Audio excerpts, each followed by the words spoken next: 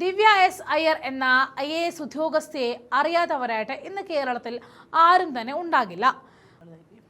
മുൻ സ്പീക്കറും കോൺഗ്രസ് നേതാവുമായിരുന്ന G. കാർത്തികേയന്റെ മരുമകൾ എന്നതിനേക്കാളും മുൻ MLA ശബരിനാഥന്റെ ഭാര്യ എന്നതിനേക്കാളും ദിവ്യ എസ് അയ്യർ ജനശ്രദ്ധ നേടിയത് പിണറായി വിജയന്റെ ഭരണകാലത്ത് സ്വന്തം നിലയിൽ കെട്ടിപ്പടുത്ത പ്രവർത്തന മികവിലൂടെയാണ്. പത്തനംതിട്ട കളക്ടറായിരുന്ന കാലത്തായാലും ശരി, പിന്നീട് വിഴിഞ്ഞം രാജ്യാനന്തര തുറമുഖ കമ്പനിയുടെ മാനേജിംഗ് ഡയറക്ടർ പദവിയിൽ ഇരുന്നപ്പോഴും അവർ വാർത്തകളിൽ നിറഞ്ഞു നിന്നിരുന്നു. പ്രത്യേകിച്ച് വിഴിഞ്ഞം തുറമുഖത്തിന്റെ വിജയവുമായി ബന്ധപ്പെട്ട അന്നത്തെ മുഖ്യമന്ത്രി പിണറായി വിജയനെ വാനോളം പുകഴ്ത്തി സംസാരിച്ച ദിവ്യ എസ് അയ്യർ സ്വന്തം കുടുംബ പശ്ചാത്തലമുള്ള കോൺഗ്രസ് പാർട്ടിയുടെ തന്നെ കടുത്ത വിമർശനങ്ങൾ അക്കാലത്ത് ഏറ്റുവാങ്ങിയിരുന്നു.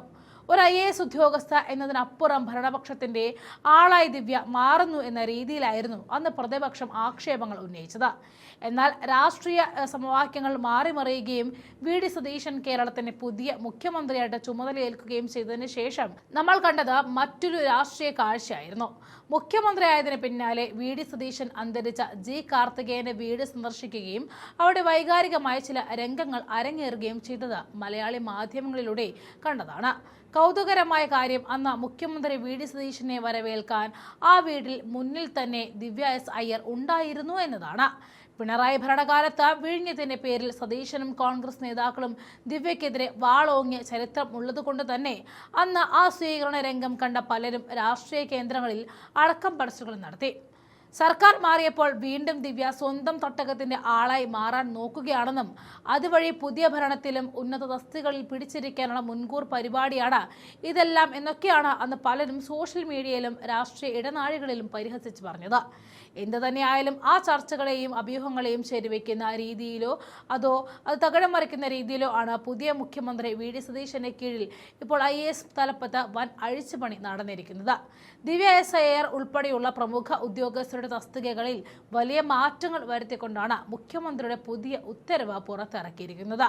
ഈ പുതിയ IAS പുനഃസംഘടനയിലൂടെ ദിവ്യ എസ് അയ്യരെ കൂടുതൽ ഉത്തരവാദിത്തമുള്ളതും പുതിയതായിട്ട് രൂപീകരിച്ചതുമായ ഒരു തസ്തികയിലേക്കാണ് സർക്കാർ നിയോഗിച്ചിരിക്കുന്നത്. തദ്ദേശ സ്വയംഭരണ വകുപ്പിൽ പുതിയതായിട്ട് താൽക്കാലികമായി സൃഷ്ടിച്ച local self government principal director എന്ന പദവിയിലേക്കാണ് ദിവ്യ എസ് അയ്യരെ നിയമിച്ചിരിക്കുന്നത്. ഇതിനൊപ്പം നാഷണൽ ആയുഷ് മിഷൻ ഡയറക്ടർ എന്ന അവരുടെ നിലവിലെ അധിക ചുമതല അവർ തുടർന്നും വഹിക്കും. VD സതീശൻ സർക്കാരിന്റെ ഈ പുതിയ നീക്കം ദിവ്യയുടെ ഭരണപരമായ മികവിനെ പുതിയ തട്ടകത്തിൽ പരീക്ഷിക്കാനുള്ളതാണോ അതോ ചുവടുമാറ്റത്തിന് അവർക്ക് നൽകിയ അംഗീകാരമാണോ എന്ന ചോദ്യം ഇതോടെ രാഷ്ട്രീയ വൃത്തങ്ങളിൽ വീണ്ടും സജീവമായിരിക്കുകയാണ്. ദിവ്യയുടെ മാറ്റം മാത്രമല്ല ഈ പുതിയ ഉത്തരവിലെ ശ്രദ്ധേയമായ കാര്യം, മുൻ പിണറായി സർക്കാരിന്റെ കാലത്ത് കടുത്ത അച്ചടക്ക നടപടികൾ നേരിടുകയും സസ്പെൻഷനിലാവുകയും ചെയ്ത രണ്ട് പ്രമുഖ സീനിയർ IAS ഉദ്യോഗസ്ഥരുടെ ഔദ്യോഗികമായ വൻ തിരിച്ചുവരവിനും ഈ ഉത്തരവ് സാക്ഷ്യം വഹിക്കുന്നു. ഉദ്യോഗസ്ഥ പോരിന്റെയും ഫേസ്ബുക്ക് പോസ്റ്റിലൂടെയും പേരിൽ മുൻപ് സസ്പെൻഷനിലായിരുന്ന N. പ്രശാന്ത് കടുത്ത ഭരണപരമായ വിയോജിപ്പുകൾ പ്രകടിപ്പിച്ചതിന് നടപടി നേരിട്ട ഡോക്ടർ B. അശോക് എന്നിവരെ ഭരണത്തിന്റെ മുഖ്യധാരയിലേക്ക് മുഖ്യമന്ത്രി VD സതീശൻ തിരികെ കൊണ്ടുവന്നിരിക്കുകയാണ്. ഇതിലെ ഡോക്ടർ B. അശോകിനെ ഉന്നത വിദ്യാഭ്യാസ വകുപ്പിന്റെ പ്രിൻസിപ്പൽ സെക്രട്ടറി ആയിട്ടാണ് നിയമിച്ചിരിക്കുന്നത്.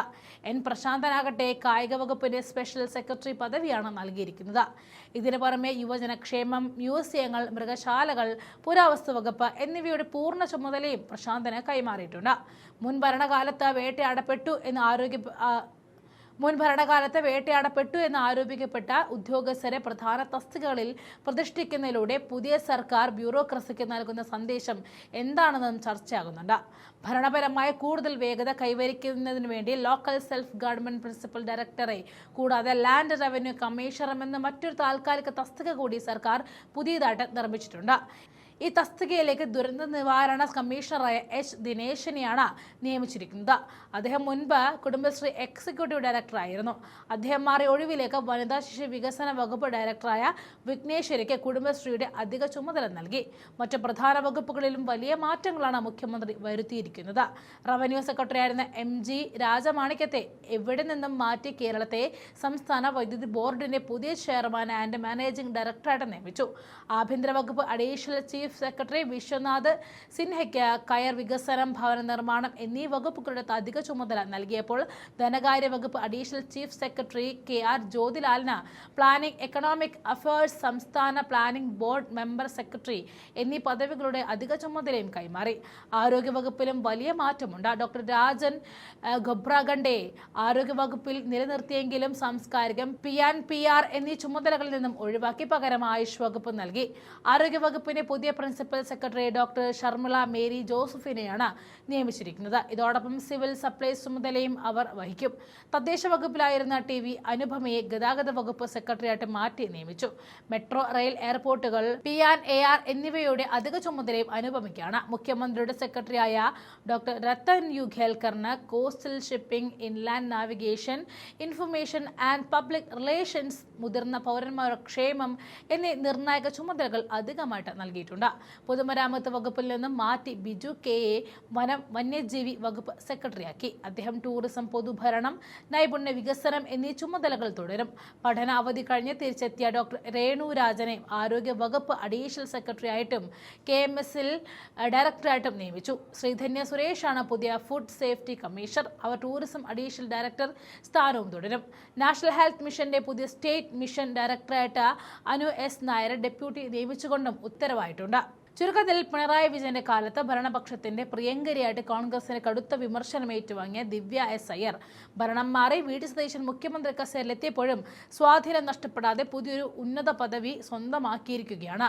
പഴയ കാര്യങ്ങൾ മറന്ന പുതിയ മുഖ്യമന്ത്രിയെ സ്വീകരിക്കാൻ ദിവ്യ കാണിച്ച താല്പര്യവും ഇപ്പോൾ സർക്കാർ അവർക്ക് നൽകിയ ഈ പുതിയ തസ്തികയും കൂട്ടി വായിക്കുമ്പോൾ ബ്യൂറോക്രസിയിലെ ഈ ചുവടുമാറ്റങ്ങൾ കൃത്യമായ ലക്ഷ്യത്തോടെയുള്ളതാണെന്ന് വ്യക്തമാണ്. മുൻ ഭരണകാലത്തെ ഉദ്യോഗസ്ഥ തർക്കങ്ങൾ പരിഹരിക്കാനും സ്വന്തം ഭരണശൈലി സിവിൽ സർവീസിൽ നടപ്പിലാക്കാനും വേണ്ടി മുഖ്യമന്ത്രി VD സതീശൻ നടത്തിയ ഈ വൻ IAS അഴിച്ചുപണി വരും ദിവസങ്ങളിൽ കേരള രാഷ്ട്രീയത്തിൽ എങ്ങനെയൊക്കെ ചർച്ച ചെയ്യപ്പെടുമെന്ന് നമുക്ക് കാത്തിരുന്ന് കാണാം.